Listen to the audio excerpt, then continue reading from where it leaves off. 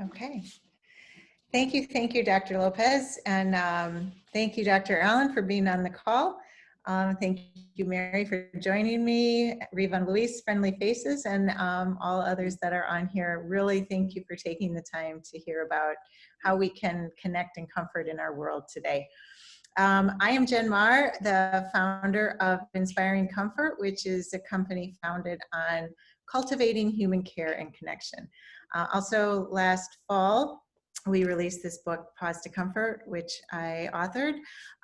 And this was designed by Skye Quinn from Time Magazine. We'll talk a little bit more about that, but that is kind of our handbook, our guide. It's put together something that we can learn from and use as both a book and a workbook to learn this skill.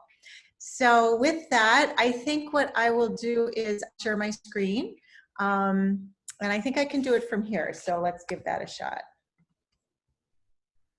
Oh, the host disabled attendee screen sharing. So maybe you have to be able to, I am the host now. Let's try it again. There we go. Thank you very much.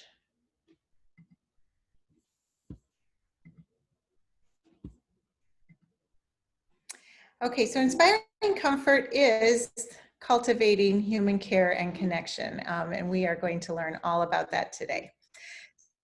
So this is a theme some of you are familiar with if you work in crisis response. This is what I did in Connecticut. This is how I met Lynn and Luis and Driva. And after crisis response for 7 years and being at scenes like this, what we saw was the human response to suffering here. Now, there are dogs in this picture because that's how I became involved in this. However, look at the people in this room. They are not on their phones. They are looking at each other. They are talking with each other. They are grieving with each other. This happened to be at Ridgefield High School after the loss of 2 students over a weekend. And what we've learned through the process of so many crisis response is that crisis response is never a 2 to 3 day event and then get back to normal. What we've learned over the years is the need to allow students to connect when they're hurting. Because I think what I'd love for you to see in this picture is how they are connecting. When we are struggling, our hearts are just more open to connection. So it was through all of these responses, seeing how open people were with dogs, led me to the work because I realized how people were not connecting outside of this, that even in these rooms they were connecting well, but then they wouldn't know what to do when they left the room. And why were we bringing dogs into crisis response when humans were kind of losing their way? So that's really what led to the work. We've been doing this work now for over 5 years, developing comfort skills programming and founding comfort as a social and emotional skill.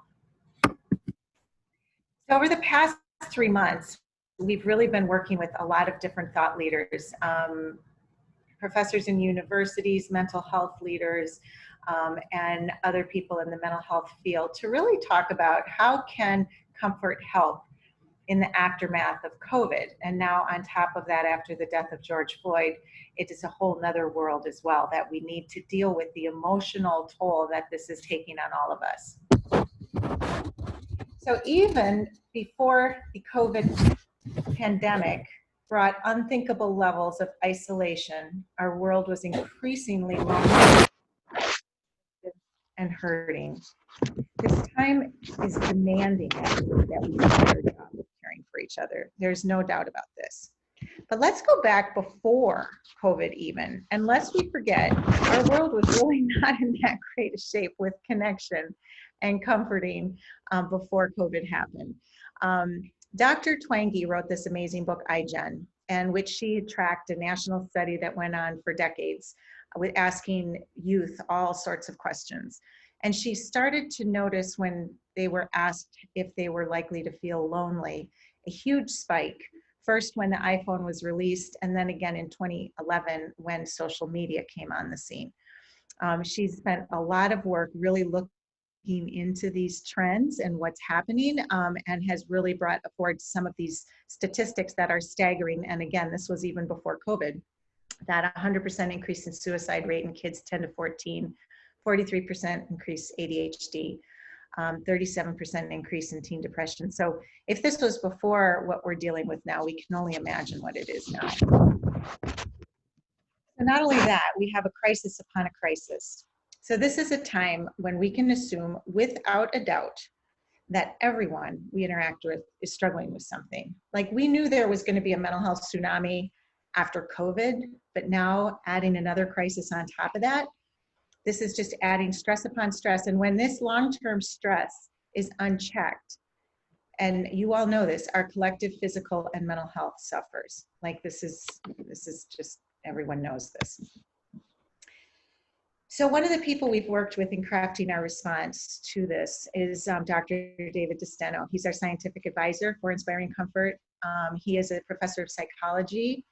He has written the book Emotional Success, does a lot of work with major newspapers, and very, very well respected. And this is the quote he gave us: you know, when our bodies endure long-term stress, the wiring to offset this stress is found in human relationships and connection. We need human connection to feel safe, to cope with stress, and to manage fear. So again, like, as we look into things, the core human scientific neurological response to offset stress is oxytocin, which is that connection hormone, which really is back into human relationships and connection. Dr. Arthur Evans, who is CEO of the American Psychological Association, is on a national town hall with like the national PTA, national teachers, all of these national school people, that talking about how are we going to deal with the emotional aftermath and the emotional stress of COVID. Again, this is before the second crisis.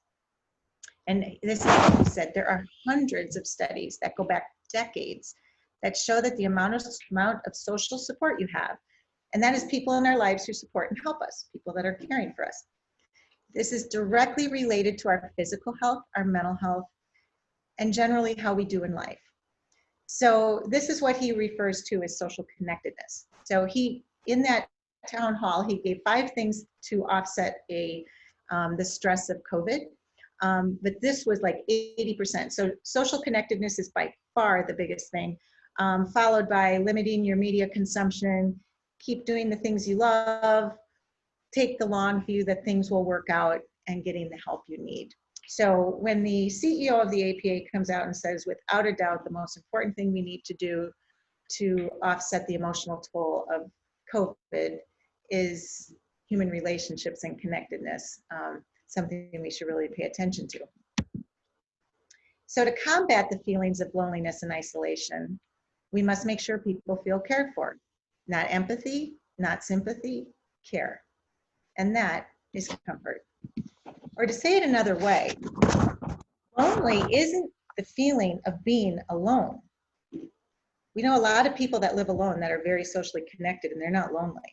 Lonely is feeling like no one cares. You can be in a very crowded room and feel lonely. So to offset the loneliness epidemic, to offset all of this stress, and to form the bonds of human care, we really just have to care. And that's what it boils down to. It's not about social distancing. Doesn't matter if it's screen to screen or whatever. This all boils down to feeling like no one cares. And so that's what we're going to be focusing on today. So what is comfort? So comfort is a skill that can be taught. And before you is a word blurb with a heart, because comfort comes straight from the heart. We always want to remember it. And it carries with it all these words. So our description of comfort is this: comfort is an intentional action, something you have to do. It's an action, it comes from the heart. But it carries with it all of these words in this heart, all these beautiful human qualities, including empathy and compassion, to form one-to-one connections. So the beautiful thing about comfort is you can't comfort someone unless you connect with them. Like, you have to have that one-to-one connection or you're not comforting someone. So if you focus on comfort as a skill and you're teaching people how to care for someone, if they can't complete the assignment if they don't connect with someone. So that's the beauty of comfort. And the other thing about comfort and human connections and human relationships is it gets at our core human needs. And this is everything that is needed right now. Everything that's needed.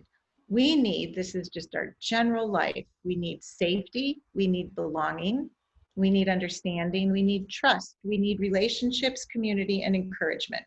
These are just core human needs. We need to be valued, heard, and assured of hope. And deep down, we are all insecure and hurting. So this is just scientific. This is what we need to get at to care for each other. And going back to what Dr. Evans said, the CEO of APA, if it is social connectedness, then we are focusing on others, not self. Now, in the past decades, there's been an increased focus on mindfulness and meditation. It's self-regulating our emotions in order to help ourselves manage stress. But just maybe we should be redirecting some of that inner self-focus outward. Maybe we should be spending more time caring for and connecting with others and letting them care for and connect with us. So if we are trying to break loneliness, then we really need to be finding ways to be more together and connected. So what is that? So we teach comfort in a series of 5 steps. And when these 5 steps are repeated, our natural empathic response is awakened and engaged. So this process is going to allow, and you're going to hear a story later on in this deck, of someone that has 0 empathy, a very combative child, can learn this skill when it's taught this way. Because there's a lot of people out there that really don't have empathy. So how can you teach people to care if there's no empathy in their heart? Sometimes even teaching empathy becomes a problem because there's an empathy action gap where people, even if they feel something, they fail to act. So here's the beauty of comfort. These little 5 circles are the 5 steps that we teach. The first one in the upper right-hand corner is really just self-identification. I'm going to take the time to think of others. We have the kids fill out a worksheet, or adults, we have all sorts of different ways to teach this, but think about all the people in your life that are hurting. And it's constant awareness building of who did you give a sad face emoji to on Facebook? Who did you see is going through a hard time? Who looks lonely? Who's sitting by themselves? Really creating this perspective taking awareness. When we then teach the skill, we have someone chosen to help that person. You may know someone that you're going to select to help. A child is prompted to pick someone, and then they put themselves in their shoes and really think about what is that person feeling, what might they want to hear. And then they have to overcome the barriers of reaching out. So Dr. DeSteno has shown that, the first couple steps are perspective taking, and then we go into the steps of efficacy, because what happens is this required action, the gray part of the circle here, is really the key to what we need to do.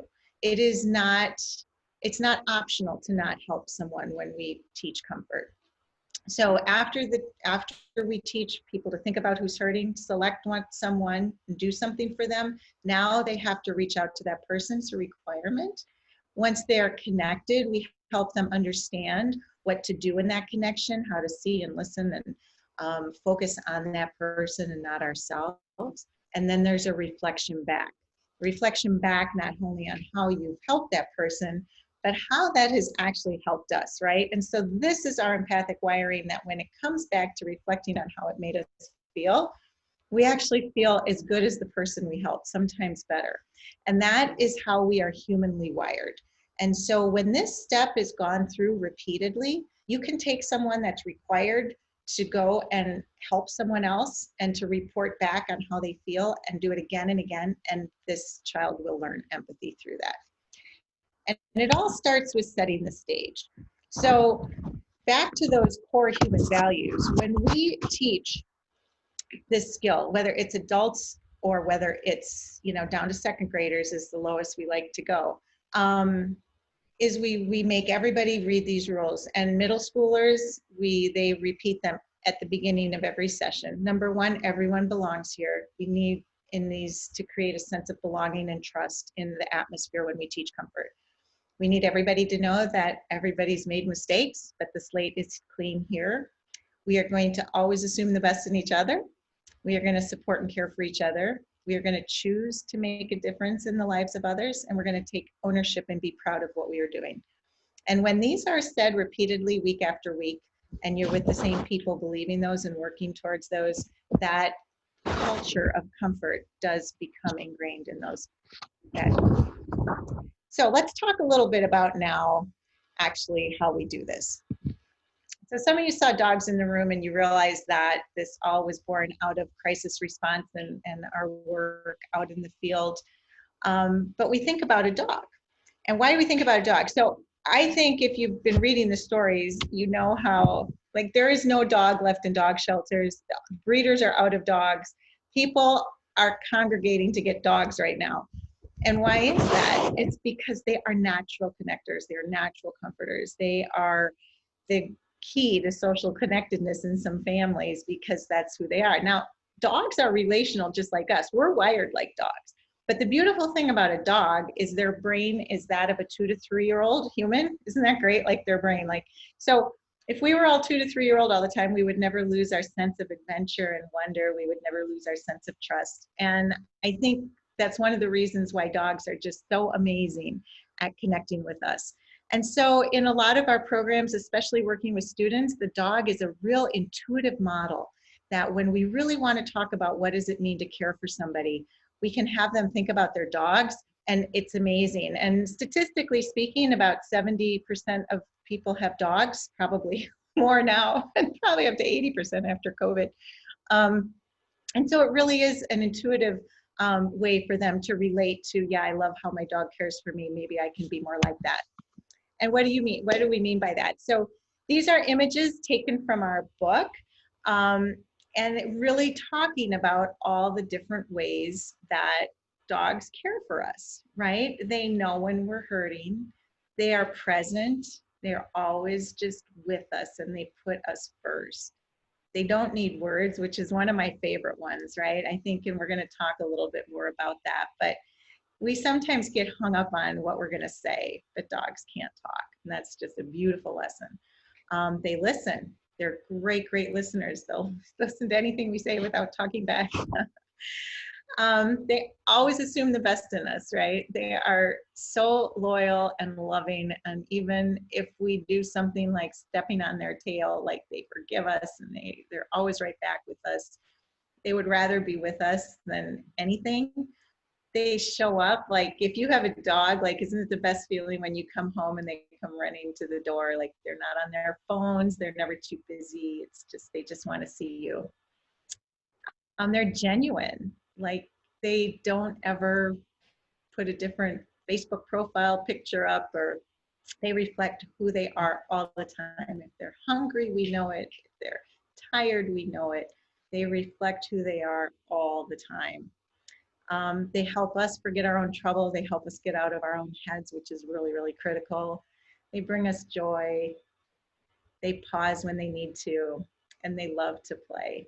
And it's what they do every day. And so when you look at these pictures of dogs, and when you realize like how simple these things are, it becomes a really intuitive way to think about how to care for others. And if we could all reflect back and be like these dogs are right now, I think the world would be a better place.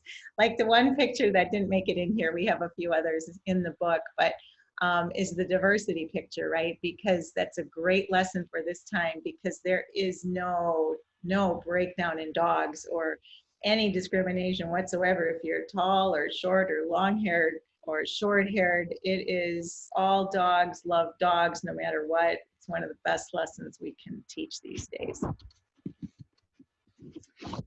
So one of the things that really opened my eyes to needs for human care was when I spent 5 years in Sandy Hook Elementary.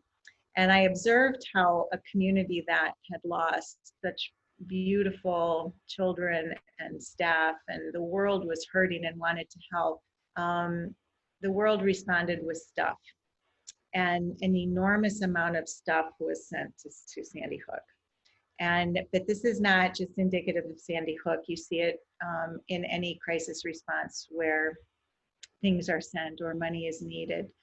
And the interesting thing about that is in many cases, it puts a burden on a town and doesn't actually help those that are needing help.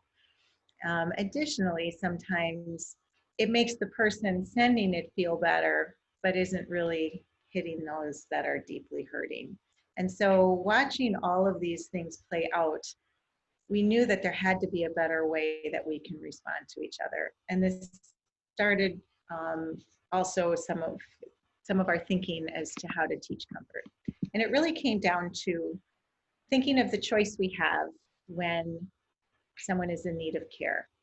And I like to think of this as 3 doors. I don't know if you guys ever watched Let's Make a Deal, but you can pick one of 3 doors. And it's really truly when we care for somebody, these are the 3 choices we have. So a lot of people right now will choose door number 1, which is look the other way. And they may be too busy, they may not know what to do, but they simply don't do anything and they look the other way. The second door you can pick is the one and done door. It is maybe sending a card and moving on with your life. It could be dropping off a casserole. It could be going to the wake and then not thinking about anything after that. But again, it's one action and then it's over. And that doesn't really end up being long-term care for someone when they're really hurting. So what we want to talk about is the third door, and that's what we call the awkward zone. And this is, you have to go through the awkward zone to really learn how to care for those that are struggling. And what is the awkward zone? The awkward zone is the place that you find yourself that you want to help someone, but you really just don't know what to do or say. And this happens to a lot of people. It happens to people in the supermarket. It happens to people at work. It happens to people all the time, anywhere you are. And so in order to get through that awkward zone, we first have to recognize that there's a lot of barriers that stop us. And so again, if we can just recognize that, okay, this is awkward, like I don't know what to do, I don't know what to say, it's awkward, then we can say, okay, it's awkward. So we can fix that. We can determine what is awkward to me so that it doesn't need to be awkward anymore. So these are the 20 barriers that we've come up with in our book that I'm not going to sit and go through all of them right now, but we will help people identify which barriers are stopping them.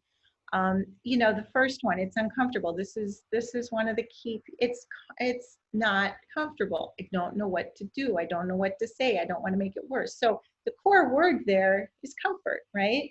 But it's uncomfortable. So we like to say when we teach comfort, we're going to just get rid of that so it becomes comfortable. Because again, uncomfortable is just another word for awkward.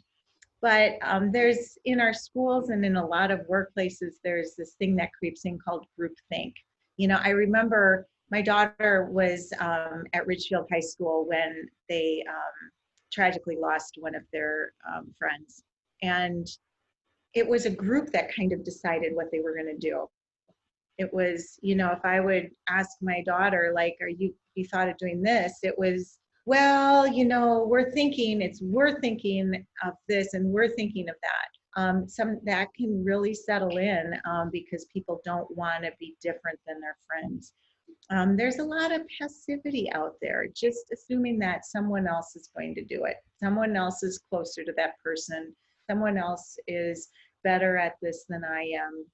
And it's a reason why a lot of people will fail to act.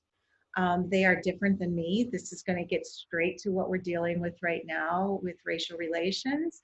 And we can teach anybody that this is not a reason to not help someone that's hurting. In fact, when you help someone that's hurting, it can become the most beautiful bridge to connection. But most of all, it is really lack of knowledge and awareness that will stop people. They truly just don't know what to do. So if we can combine what's stopping people with some skills and strategies and tools that you know what to do, and everybody kind of has their own way of doing that, we can move forward. What we also like to say about the awkward zone and pushing through is what we call the marble jar concept. Now, think of anybody you meet that's struggling as a jar that needs to be filled. And anytime you put a marble in it, anytime you do an act of calling them or texting them or dropping something off or sending a card or, you know, anything you can do just to dropping off a coffee or something, any little act is going to add a marble to their jar. And some acts might be bigger. It might, you know, you might take their kids to and from school for a month. That's quite a big act, might be a bigger marble, but every single marble counts. And so one of the things we like to think about is that comfort is never a one and done thing. Comfort is a journey of a lot of marbles. And if you think of that person's marble jar, the more marbles you fill up, the more beautiful that jar is. But that's also going to be indicative of your relationship with that person, because that's how relationships are built. So we like to prompt people to just continue. How many marbles did you put in people's marble jars today? And maybe that's just a few texts, a few phone calls, you know, sending some things here and there, but just constant check-ins, because that is getting through. And it takes the awkwardness out, because sometimes I think awkwardness becomes when you're feeling you're putting too much pressure on yourself to do the perfect thing at the perfect time. And it's one thing you're going to have to do the perfect thing. And then we get all tripped up because we're afraid it's the wrong thing. Whereas if we take the long view and just know, my goodness, I've got a whole jar I've got to fill up with lots of little marbles, then I can just continue to focus on little things. And it really, truly does take the pressure off. And I think a really great story about that is a boy named Sam. And this is going to get back to that circle of comfort I was telling you about. Now, Sam was a boy that was in middle school, and he was part of an after-school program we did. And it was 8 sessions. And Sam came into that first session completely belligerent and upset. His grandmother had signed him up for this, and he wanted no part of it. He was a child that lived with his grandmother. He had very few friends. He had an aide with him all the time, and he was very combative. And in the session that day, the first session, he came in and was really loud and belligerent, like, just like, this is so stupid.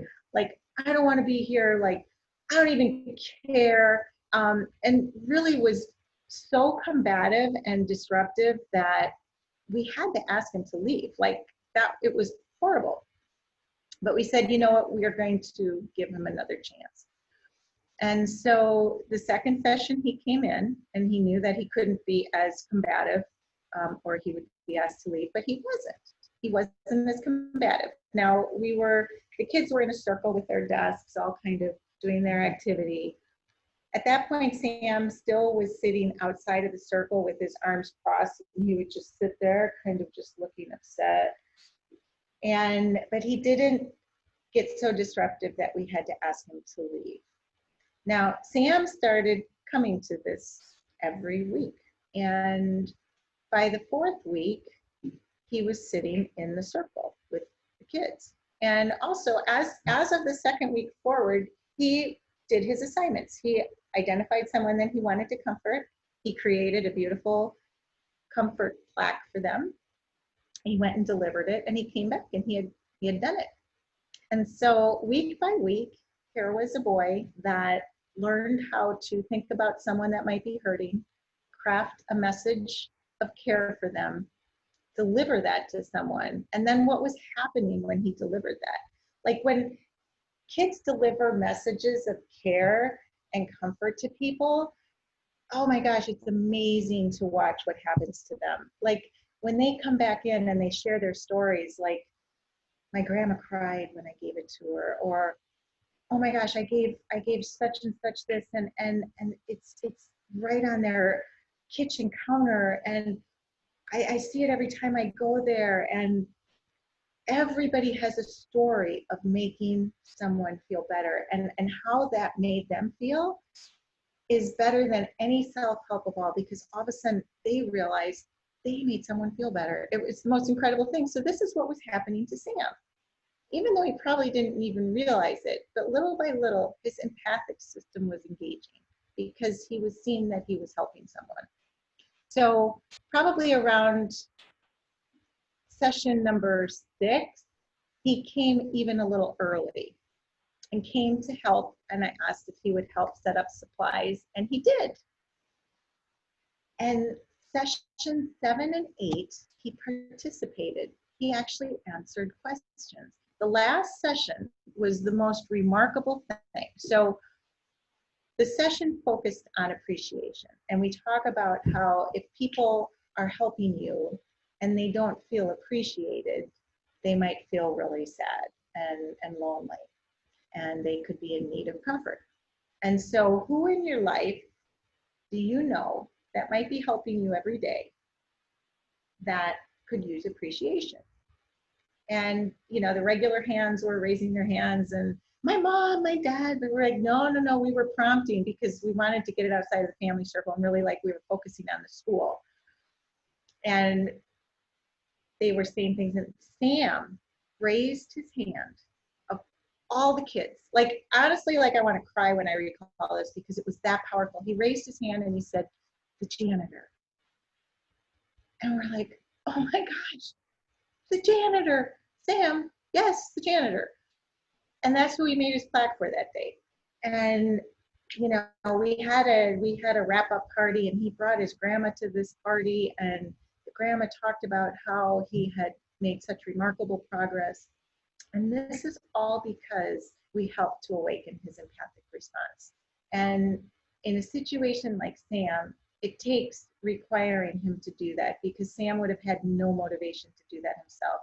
And that is the power of comfort. And the power of Sam going to someone each and every week, offering them his care. And imagine the janitor or the 7 people before it that he comforted, what that must have felt like to them, coming from this kid that didn't have many friends. He just wanted to go home and play video games, looked always sad and angry. And all of a sudden he's helping people. Like, it was life-changing to Sam and to a lot of people around it. And that is the power of what comfort can do. So I want to just take a quick look, not too long on this, but this is an idea of it, just how mental health trauma response and helping those people connect that in a school is treated. And right now, I want to look at Sam being in that top group, right? Sam is so far away from who is usually getting the support right now, because he's not in a high-risk group, but yet he's just kind of alone. And he would be someone that is unaware and doesn't care. And these groups of people are not getting any attention right now when it comes to these kinds of skills for the most part, especially in post-trauma. So what we like to do, what we like to think about in teaching comfort, is bringing everybody together, not just the ones that are closest to a situation, not just the ones that have the biggest red flags, because it's the Sams of the world that need to help the people on the lower parts of this triangle that are suffering even more greatly. But comfort all starts with changing our perspective. And this is a big deal because our life, again, before COVID and how life is going on, it's very fast paced. And sometimes it's easy to remember what it was like in slower times when we could have time to be all around the same neighbors and the same community and see the same people each week. As our society has evolved, I take myself as an example. I grew up in Wisconsin around every single family member that ever existed on my mom and dad's side, all within a car ride away. Anytime anybody was struggling, we were there. We were there to help. And as life moved on and air travel became easier, our generation became the ones to fly the coop and go wherever a job was by a flight. And we are seeing now how people are so far away. Life has gotten so much busier. And sometimes we forget how much people can be hurting when we're not around the same people all the time. So we need to learn that we all are hurting in a way and that we don't get over things. I love this picture because this is a man looking back, probably a World War II. He will never forget that face. Tragedy, crisis, and trauma is always with us. It just is. And if we embrace that, and if we make that part of someone's journey, it's easier to connect. My sister lost her husband last summer. She will always want people to bring up Tom's name. She will always, for the rest of her life, she would want somebody to say, tell me about Tom. She doesn't want somebody to forget him and to move on from it. And so this is what we're talking about when we want to change our perspective. If we can remove these phrases from our thought process and our vocabulary, it will change so much of how we care for each other. So think about this, like getting over it. You know, I think they're over it. It puts up this dark wall, right? When we say getting over it, it denies most reflection and conversation on the topic because they're over it, it's done. But when you think about something always being with you, it breaks that wall down and it opens a beautiful door for preserving memories and accepting and providing comfort and building a relationship based on the memories. It's really important. Moving on. Think about moving on. It discourages looking back. How can you just ignore a huge part of something in your life? Marching blindly forward, move on.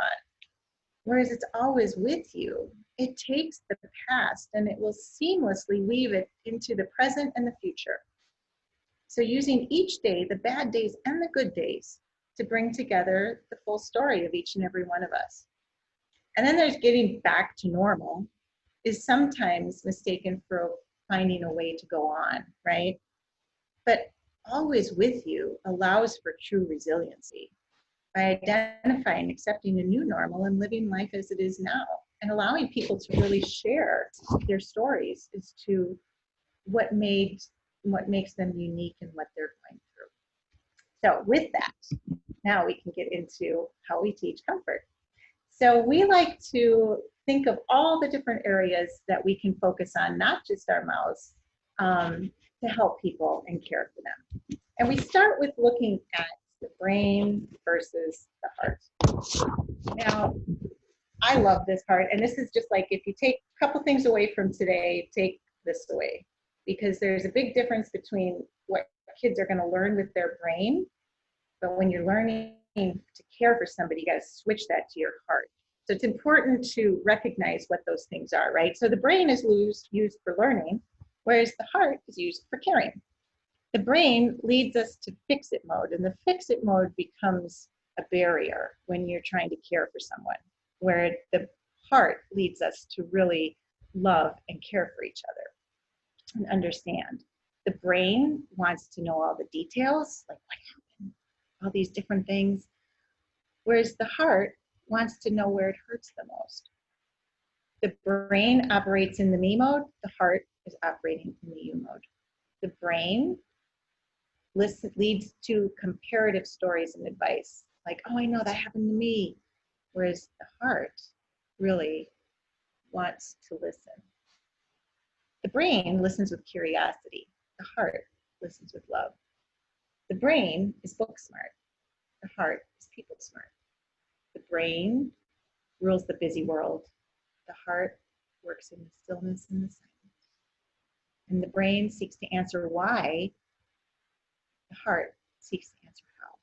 How can I help? How can I do what I need to do? So big difference when we care for each other and cultivating that care and that connection, we have to move down to our heart. And there's actually a lot of scientific evidence now between the wiring between the heart and the brain, and it actually does emanate from the heart, not in the brain, our human care.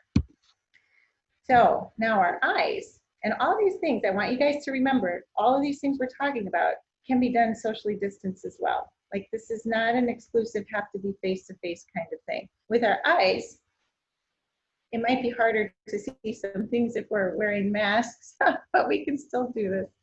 We can use our eyes to pick up on behaviors of other people. And one of the great things here is this elements of personal communication that we've all learned in school, going way back. This was before social media and before screen-to-screen communication. But the interesting thing here is that it's only 7% of our communication is what the words that are spoken. Like, think about that. And when we think about our screen-to-screen communication, that 7% can take on a far bigger percentage. In some cases, it takes on 100% if it's just a text, because you can't see the person's face. So between voice and body language, it's 93% of our communication.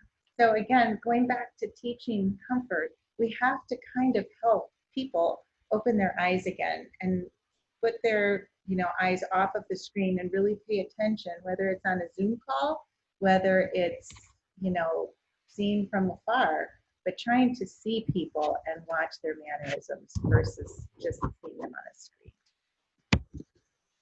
Now the ears, the listening is a really, really critical one. Listening is hard, and a lot of times people aren't comfortable with silence. Silence is a difficult thing. And so when we teach comfort, we have 5 guidelines for listening to it, and we have 5 listening pitfalls.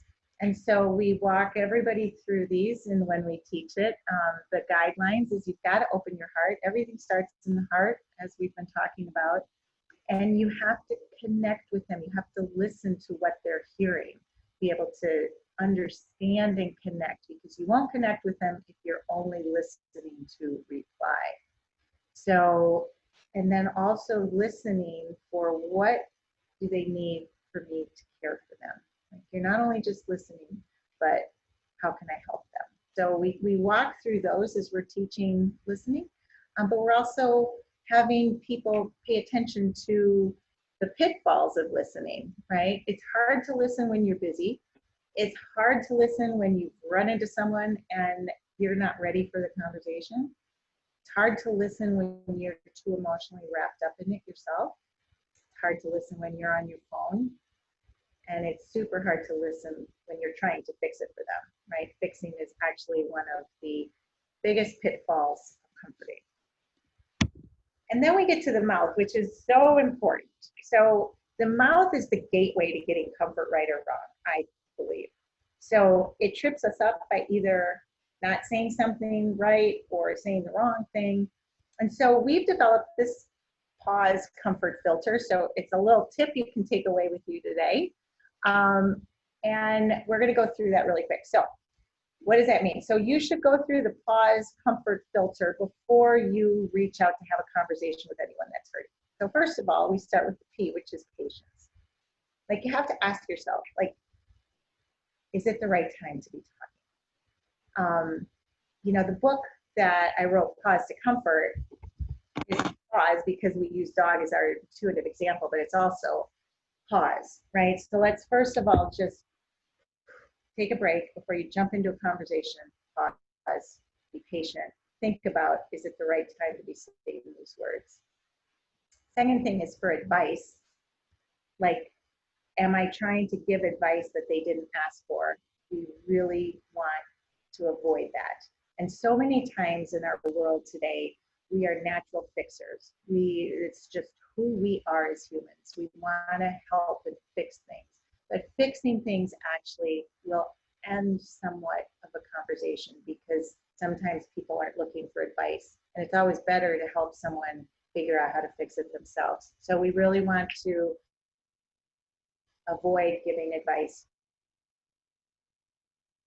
The third thing we want to think about is unload, right? Like, you might them, but you end up in the middle of the conversation to talk about all the problems you're having, right? So you want to, when someone's going through a hard time, really not unload your own problems unless they ask you.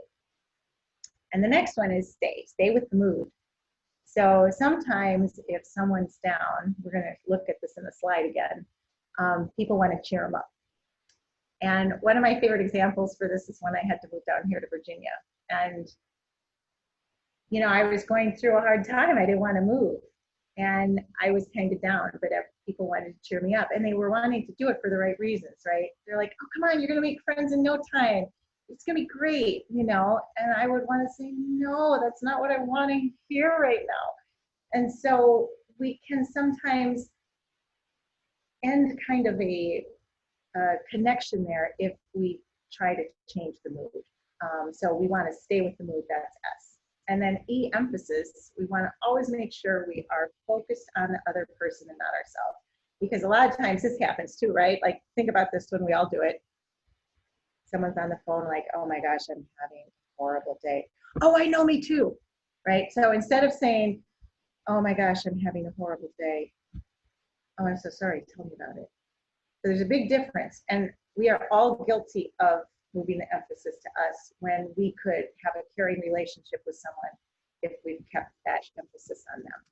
So that's our little tip for the day, pause, filter, test.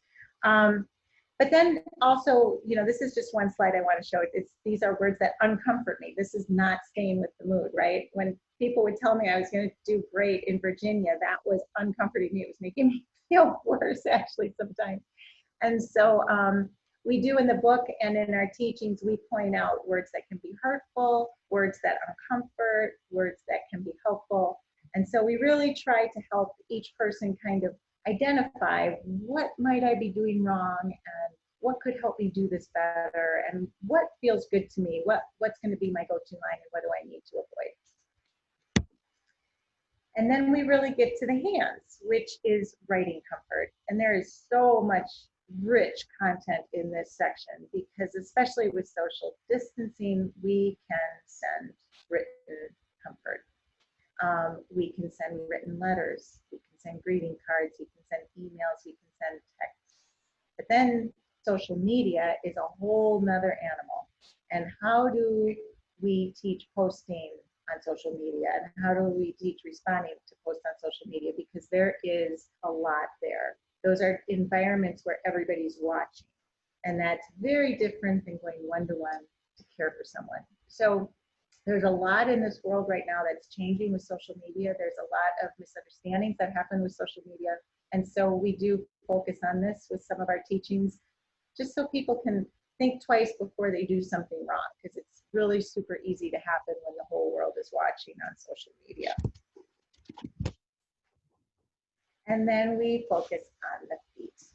And the feet are just our actions. We all love to do different things. As an example, I love make soup. That's my gift of action. I can make any kind of soup. I'll make a whole batch of it and I can send it out to people.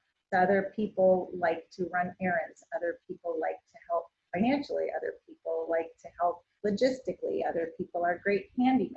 And so what we like to do is help people understand what they like to do and then help them focus on doing that and not feeling like you have to do everything.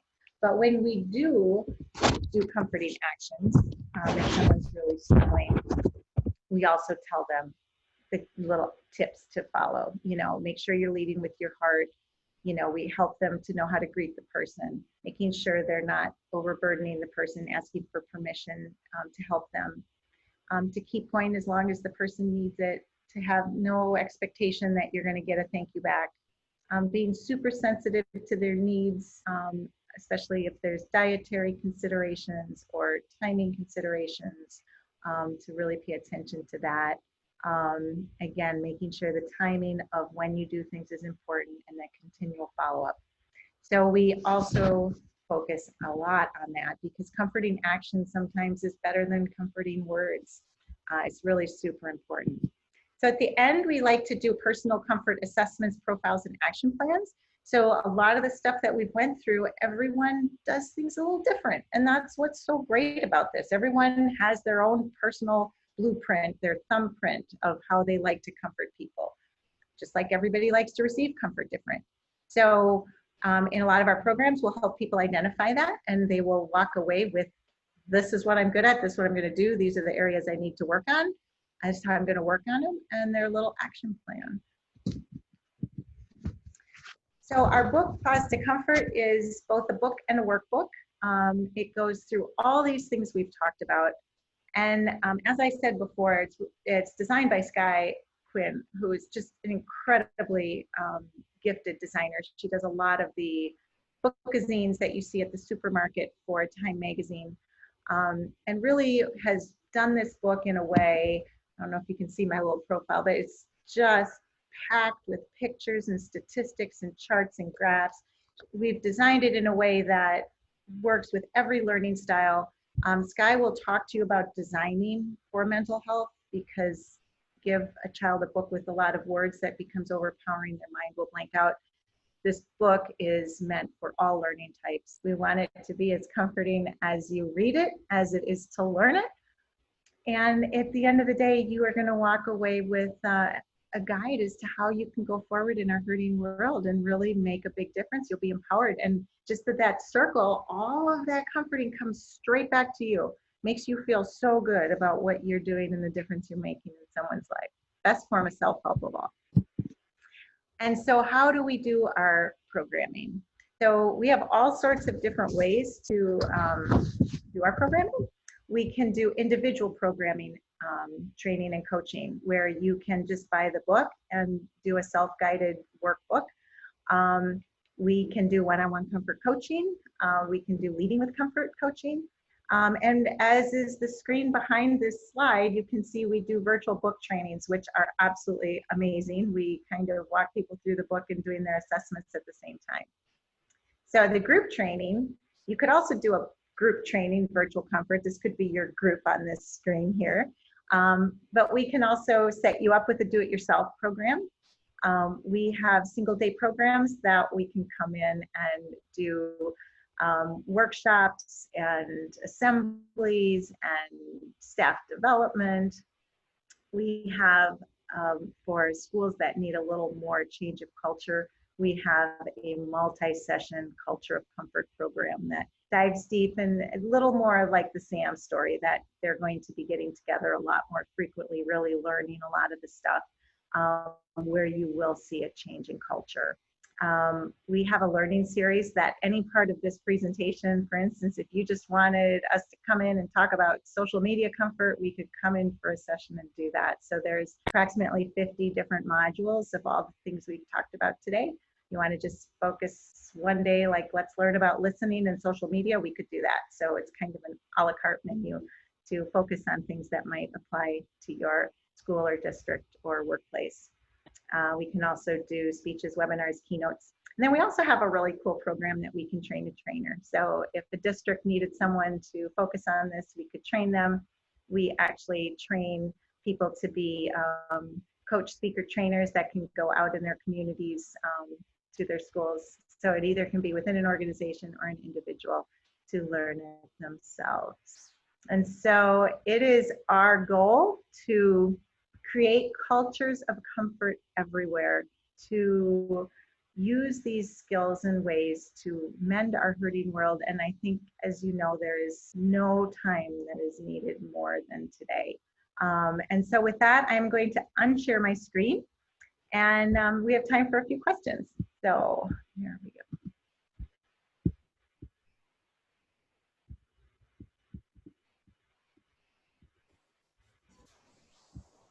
Thank you for that. Any questions from the audience? I think we have a small enough group that you can just jump in. Sorry, that virtual background doesn't work for me. I know.